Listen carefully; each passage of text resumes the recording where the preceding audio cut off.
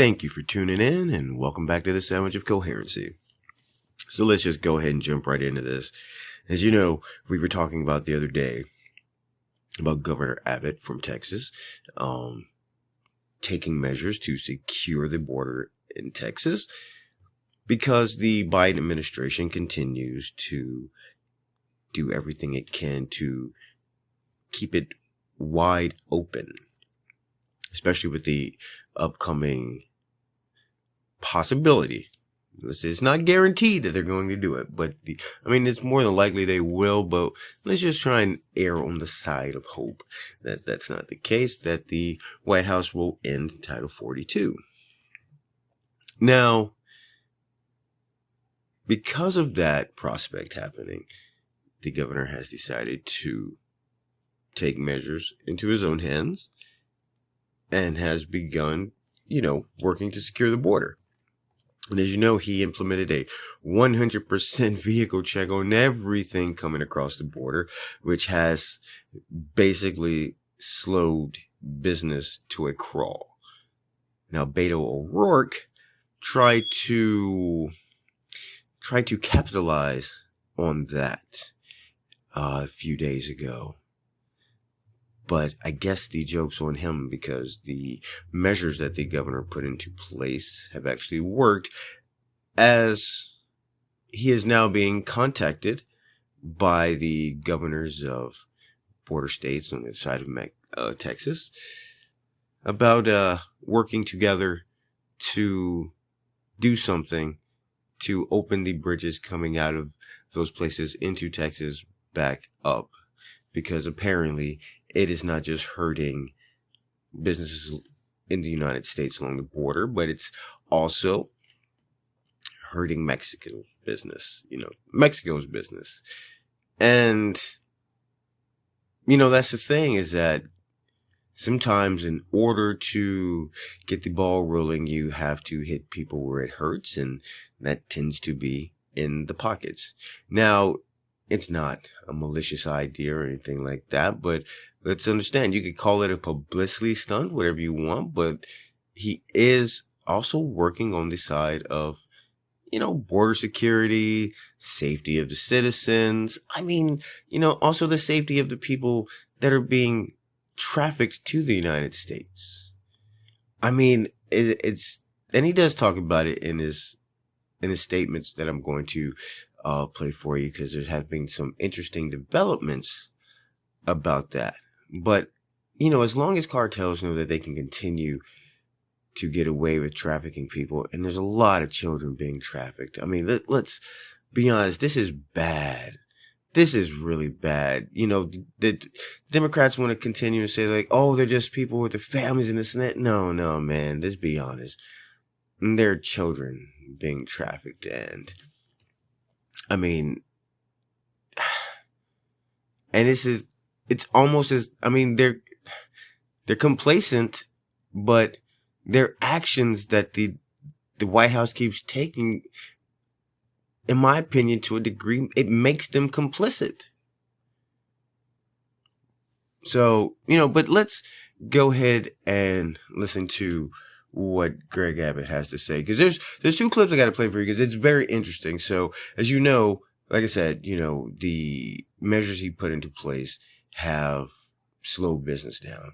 So it looks like he has gotten a response, and let's hear what that response is. Let's hear the first one. Today is an historic day where two governors are showing how to lead on border issues. I'm joined by Nuevo Leon Governor Garcia. 2 days ago, we spoke on the telephone about the challenges on the border, ranging from clogged bridges to human smuggling. Today, we met to reach an agreement on solutions to those challenges.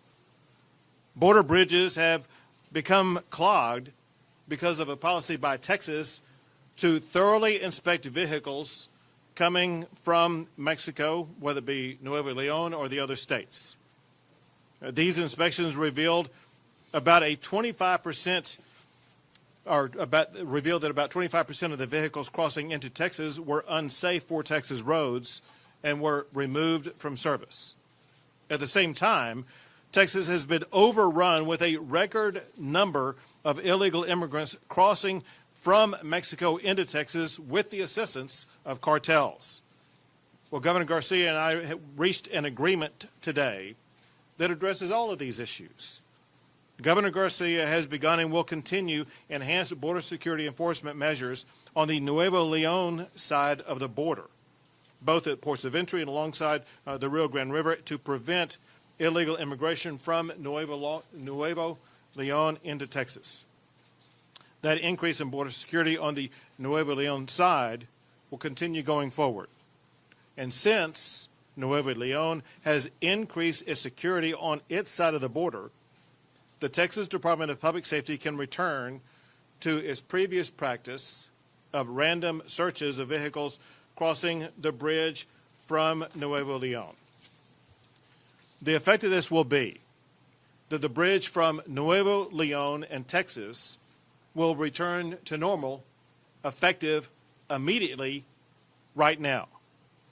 It will remain that way as long as Nuevo Leon executes this historic agreement. Well, would you look at that? It looks like it actually worked. Huh. Man, I think that, it's hilarious because Jen Psaki, the press secretary, and a lot of them said that, oh, he's just blowing hot air. It's just a publicity stunt. And, oh, wow. Well, they've already sent the first bus of migrants from the border to D.C., from the border.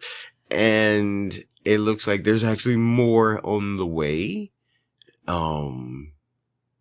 Looks like, the measures he put in place at the border had the wanted effect. And it looks like something will be done about it. We're going to have to see how this plays out and see, what happens. I mean, you got to understand right now, countries such as Guatemala, I'm going to say maybe Honduras as well. Don't quote me on that one. But I know Mexico as well at the same time. They're ramping up, apparently, their militaries along their southern borders because it looks like there's, as reported recently by the Daily Mail, about 140,000 migrants about to start making their way towards the U.S. because of the end of Title 42. Now, that's what they know of so far.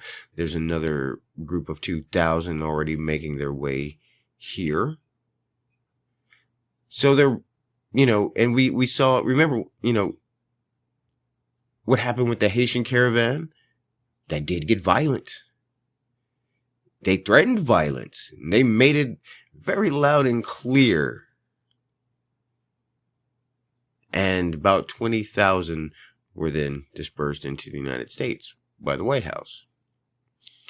So, again, it doesn't matter. You can say all kinds of things about it, but it is an open border policy. Right now, the United States has open borders, and it's at the behest of the White House in the pockets of the U.S. citizen. I mean, it's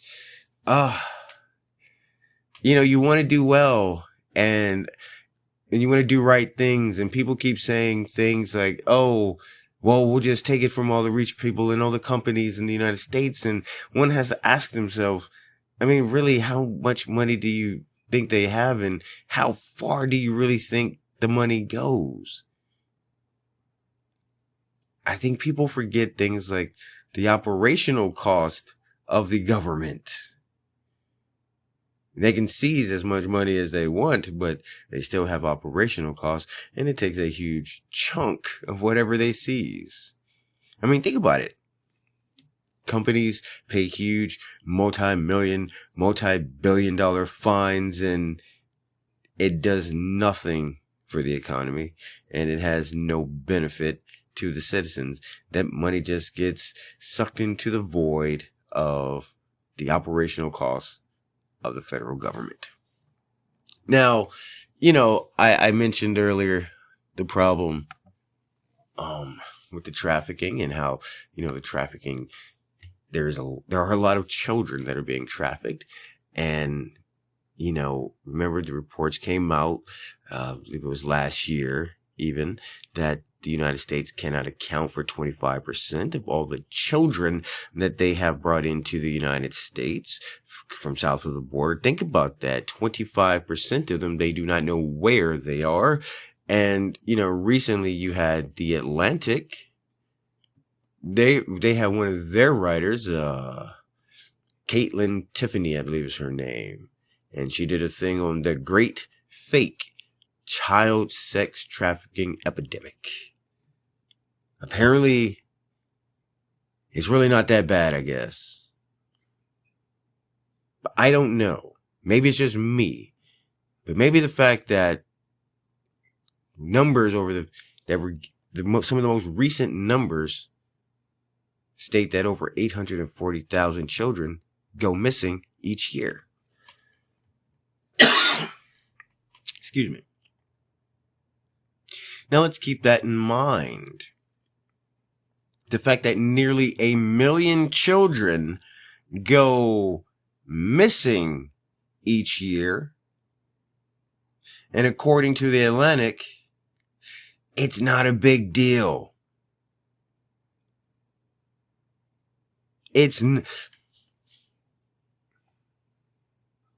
Think about that. That is her response to all the parents whose children have gone missing. All the parents whose children have ended up in child sex trafficking rings and such. All the parents whose children have ended up in compromising pictures and videos and all that kind of stuff. All that terrible nonsense. According to her, it's not a big deal. I don't know. Maybe it's just me. But 840,000 children going missing a year seems like a big deal. That's a lot of children. And to say that it's a fake epidemic, that takes a lot of gall. But keeping that in mind, today, looks like another governor has come to talk to Greg Abbott. And let's see what happened with the second governor. There are important strategies that Chihuahua is implementing that are outlined on this note card that go into great detail that demonstrate that Chihuahua is doing more than just talking about this.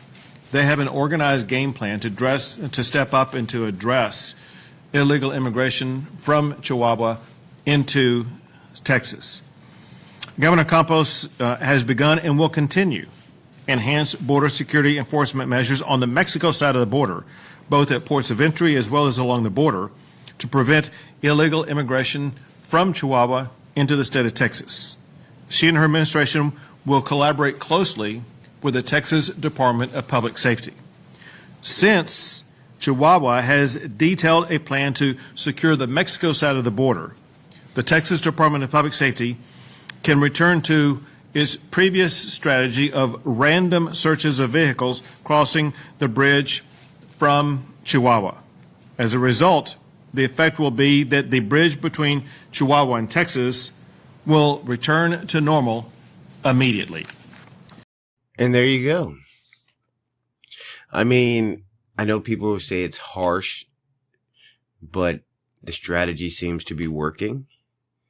And the question is now, what will the White House do to stop this? And you got to ask yourself, you're going to have to ask yourself a very important question. What does the White House, what do these Democrats believe in? If they were to put forth a policy to try and strike down these agreements that are being made between Texas and the governors from these areas in Mexico, What would that say to American citizens? Would that open their eyes? I mean, the White House has already stated that it's unhappy about it. But how far will they go? Remember, the Department of Justice is not supposed to be the police arm of the president. The Department of Justice is supposed to serve the United States citizens. And that's what we were told during the Trump administration.